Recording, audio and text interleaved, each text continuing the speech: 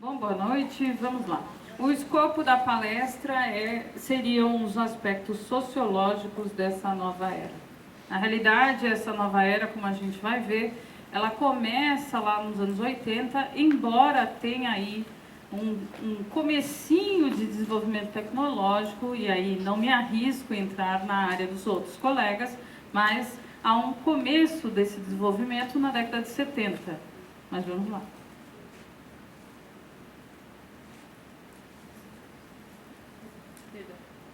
Para a gente iniciar a contextualização, acho que é importante ficar claro o que seria a sociedade, né? O que para vocês é sociedade? Sociedade vai representar esse grupo, né? E lá do latim vai significar sócios, tá? E a perspectiva é desse acompanhamento, como é que a gente pode dizer?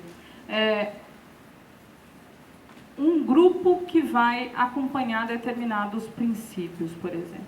Tá? Então, o termo ele vai prover do latim sócios e, por sua vez, vai ter essa derivação dessa raiz indo-europeia, né? Que vai significar servir ou acompanhar. Mais uma definição para a gente também se situar seria esse conjunto, né, desse sistema, e advém essa ideia, inclusive da matemática, em que grupos que tenham as mesmas afinidades, né, façam parte desse núcleo. Tá? Você tem diferentes tipos de sociedade, a gente vai falar, inclusive, a diversificação delas. Mais um aspecto teórico, mencionando para a gente que seria esse mesmo conjunto de indivíduos, sim, aqui estamos falando especificamente de indivíduos, e que possuem as mesmas normas, as mesmas qualidades, as mesmas convicções. Tá? E entrando também nesse escopo, mencionando inclusive com relação ao aspecto cultural de cada um desses grupos.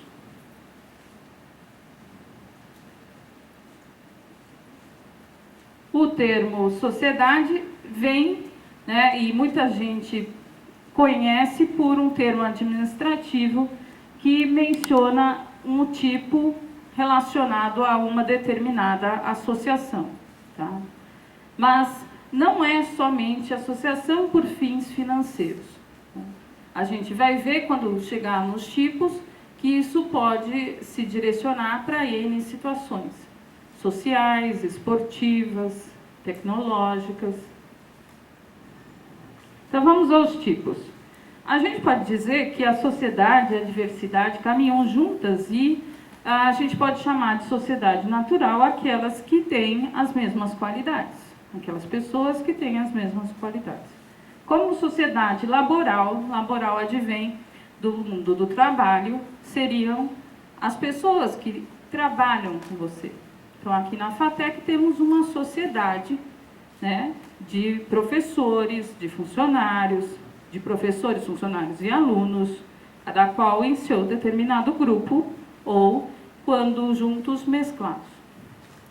Além disso, você passa a ter uma sociedade mercantil, né, cujo objetivo é a comercialização de determinados produtos, e daí advém muitos estudos, inclusive mercadológicos.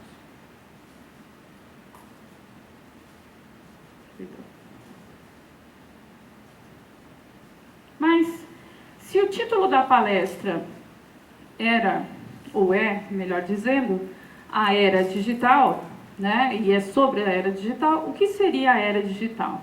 A gente tem aí uma ideia histórica, que a era industrial vem aí trazer um desenvolvimento do qual a gente não conhecia, né?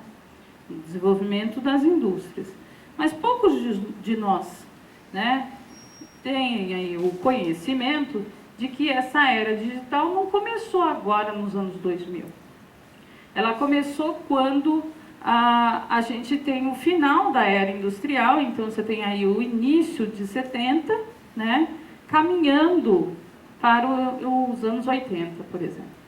E essa era vem para discutir as formas de vida, de trabalho, de desenvolvimento nessa sociedade, né? Então, ela tem diversos nomes. Ela pode chamar era digital, era tecnológica ou era da informação. Mas um dos primeiros autores a se referir né, sobre essa nomenclatura, em livros, foi, por exemplo, Peter Drucker, né? Peter Drucker tem um livro chamado Administração em Tempos de Grandes Mudanças, e que mencionou que é um caminho sem volta. E é um caminho sem volta. Tá? A gente vai ver aqui até onde a gente pode seguir ou não, mas entendam que é preciso mudar. E é preciso estar consciente de que essa mudança é constante. Tá? A partir do momento que entramos nessa era, nós entramos numa era em que vai ser cada vez mais necessário um upgrade, já que estamos falando um pouco de tecnologia, né? Um upgrade do sistema. Sempre. Você não tem um celular agora no seu bolso? Ele provavelmente é um Android, não é? Que a maior parte de nós tem um Android. Aí você vai falar, não, eu por convicção eu tenho outro.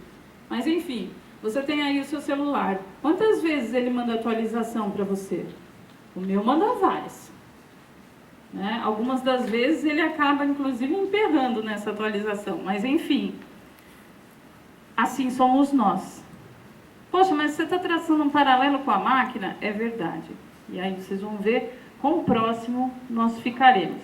Mas entenda que do mundo aí da administração, Peter Drucker foi o que iniciou essa conversa. Opa, pulou. Não. Bom, já que a gente está falando de era digital, nada mais necessário do que contextualizar a rede. Ah, rede? Que rede? A rede lá de casa, que eu durmo? Não. A rede da janela? Não. A rede dos computadores? Ainda não. O que seria a rede? O que representa a rede? Bom, e a ideia da rede vem inclusive da matemática, da física quântica, dessas questões totalmente interligadas, né? Que juntos somos um. Já ouviram falar desses termos? Então, a ideia da rede é essa conexão. Você, quando usa o Facebook, você está conectado a uma rede. Especificamente, a gente vai falar uma rede social.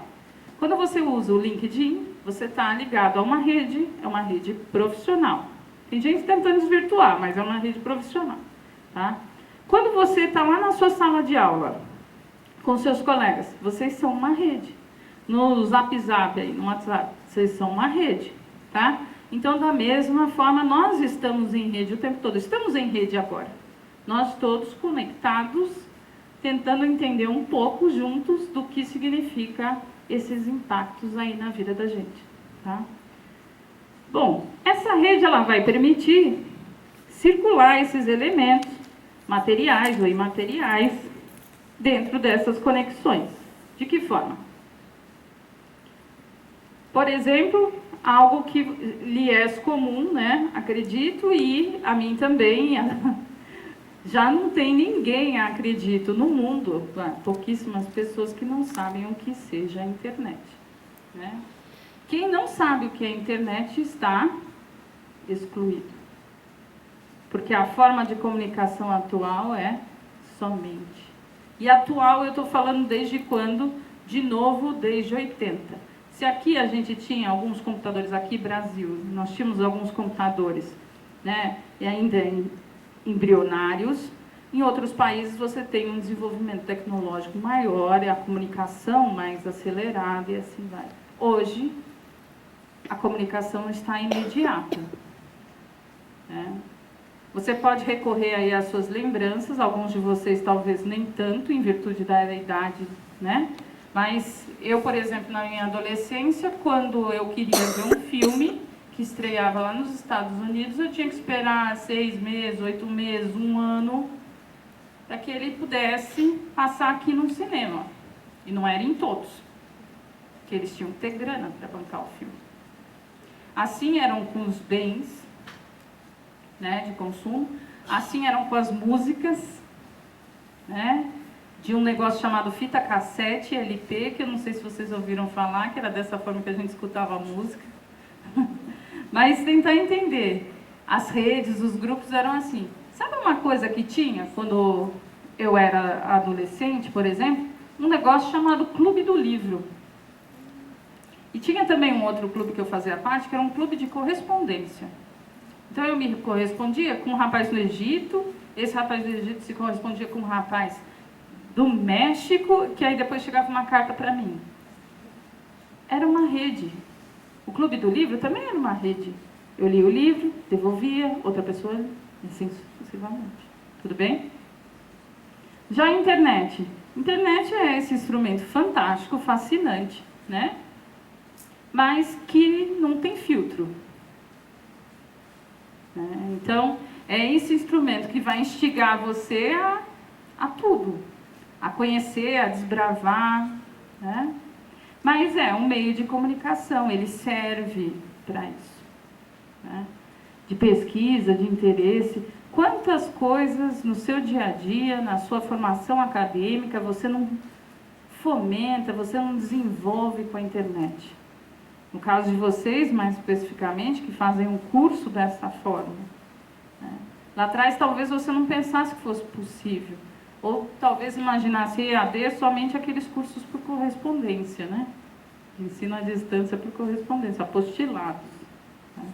Mas isso não é mais uma realidade. Acredito até que essas escolas, não sei se ainda funcionam, né? Precisava inclusive investigar.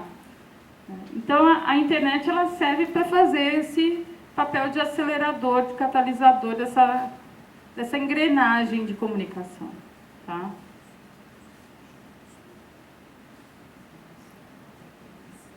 Eu não sei porquê. Opa. Aí. Mas se a gente tivesse que juntar as duas situações, a sociedade e a rede, como que seria uma sociedade em rede? Bom, uma sociedade em rede é uma sociedade que vai estar sendo produto, sendo resultado dessas transformações. Uma sociedade em rede, ela vai passar por transformações econômicas, tecnológicas, ela vai passar por comunicações culturais, abrangendo todo o planeta. Uma sociedade em rede é você abrindo hoje, né, o seu computador na sua casa e vendo o que está acontecendo na Índia. Né? Vendo o que está acontecendo no Chile. Vendo o que está acontecendo no Rio de Janeiro. Tá? E muita gente acaba chamando isso de globalização, que na realidade significa, vocês sabem bem, principalmente a parcela que são dos alunos dos cursos de Comex, por exemplo, né? De TT, também tiveram essa matéria, que a globalização é essa quebra, esse rompimento. Né? E se eu estou falando para você que a gente teve uma mudança, que teve esse rompimento de uma sociedade puramente braçal, operacional, para uma sociedade que teve que aprender a lidar com outras ferramentas.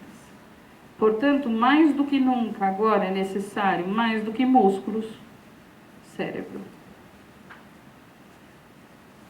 Rede social, para que ela serve?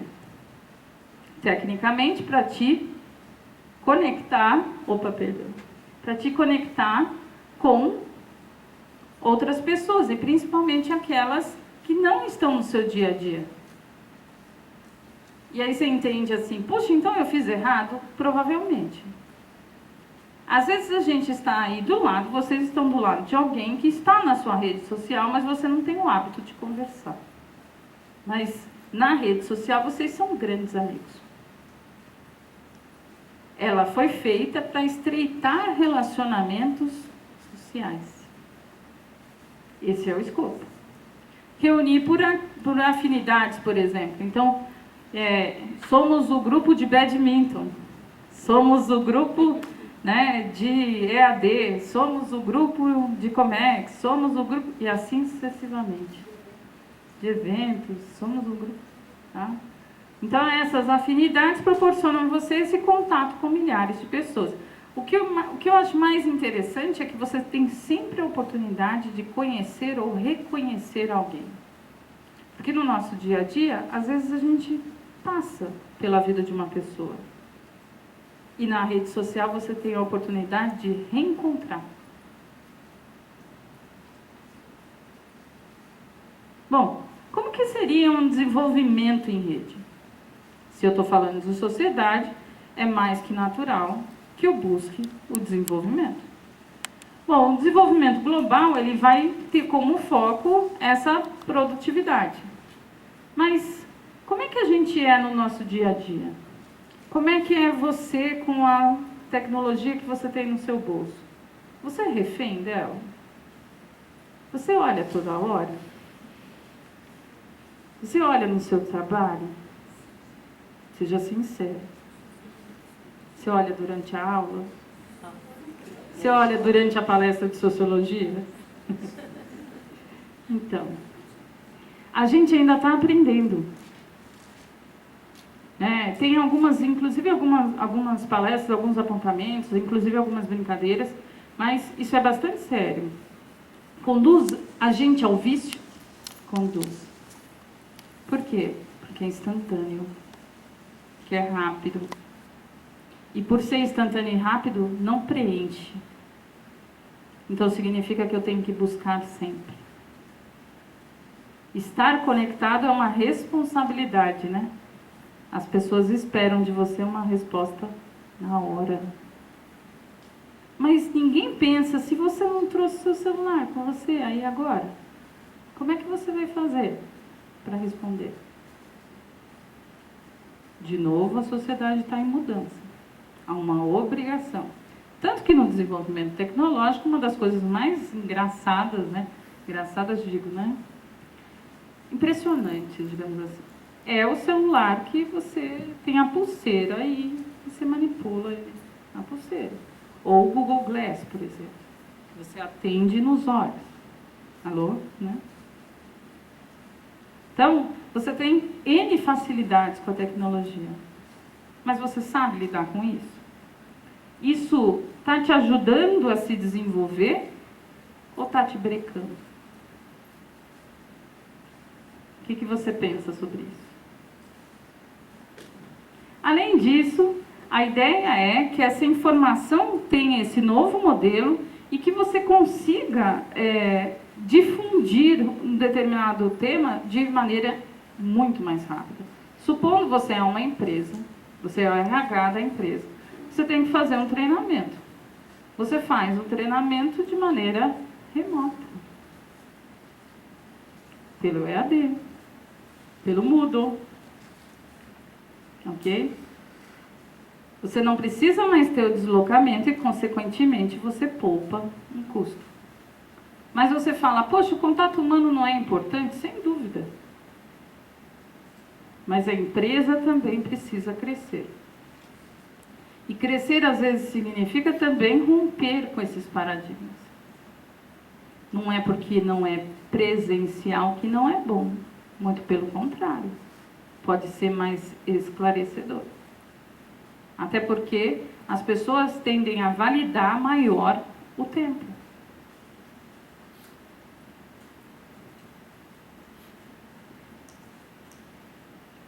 Quem são esses novos trabalhadores? Quem são vocês? Os novos trabalhadores, eles serão aqueles profissionais que já desenvolvem desde cedo uma psicomotricidade para abraçar elementos como esse, que é o mouse. Elementos como esse, que é o microfone. Sabem teclar sem forçar as telas. Conseguem raciocinar como um software, como uma máquina. Esses são os novos trabalhadores. Que vão ter algumas características que a gente vai ver daqui um pouco, que muito mais do que era feito, né, na era industrial, vai exigir esse desenvolvimento intelectual. E a gente, como está nesse processo de mudança e ainda aprendendo, a gente ainda está aprendendo a pensar de acordo. Mas os pequenininhos já são diferentes, não são? Se você tem filho, se você tem neto, se você tem irmão, você sabe o que eu estou dizendo. Eles têm habilidades. Porque as habilidades dos novos trabalhadores independem do conhecimento. Tem algo chamado meio. É diferente você nascer na época do vinil, para a época do CD, do MP3, e depois baixar livremente a sua música. É diferente você ver algo que seja visual no YouTube hoje, quando lá atrás as pessoas esperavam para ver durante meses, quando chegava alguma comunicação. Assim. É uma velocidade. Esse indivíduo, esse novo trabalhador, ele está preparado para lidar com essa velocidade.